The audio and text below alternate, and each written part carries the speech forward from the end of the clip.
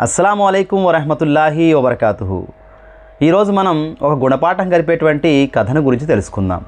ఒక ఊరిలో ఒక ఫోటోగ్రాఫర్ ఉన్నాడు. అతడు మీరు ఉన్నది ఉన్నట్టుగా ఫోటో తీయించుకోవాలంటే 20 రూపాయలు, కాస్త మేకప్తో ఫోటో తీయించుకోవాలంటే 30 రూపాయలు, అదే మీరు కోరుకున్న విధంగా ఫోటో తీయించుకోవాలి అనుకుంటే 50 రూపాయలు అని బోర్డు తగిలించాడు. అందరూ చూసి ఆ బోర్డుని నవ్వారు. అయినప్పటికీ లోపలికి వెళ్ళి 50 రూపాయల ఫోటోనే తీయించుకున్నారు.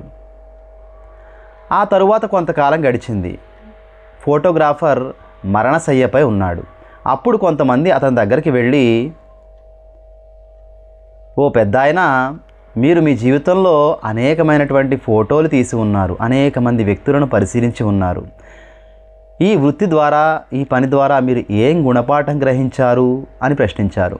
అప్పుడు ఆ పెద్దాయన చివరి సమయంలో చెప్పినటువంటి మాటలు ఏమిటంటే, ప్రతి ఒక్క వ్యక్తి కూడా తాను ఉన్న స్థితిలో ఎంత మాత్రము సంతృప్తిగా లేడు.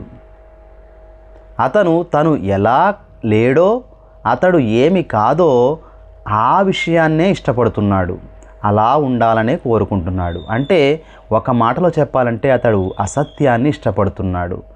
తను ఉన్న స్థితిలో సంతృప్తిని మాత్రం పొందడలేకపోతున్నాడు. ఈ విధంగా అతడు తెలియపరచడం జరిగింది.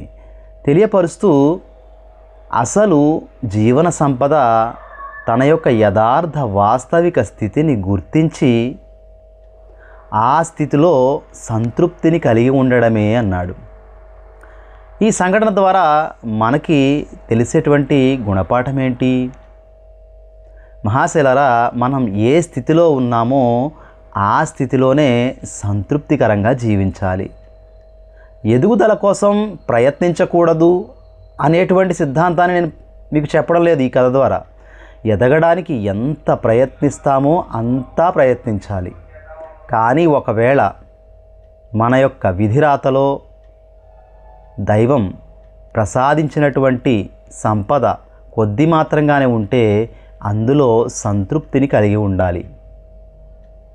ఒకవేళ అధిక స్థితిని, స్థాయిని, ఐశ్వర్యాన్ని దైవం ప్రసాదించినట్లయితే కృతజ్ఞతలు తెలపాలి.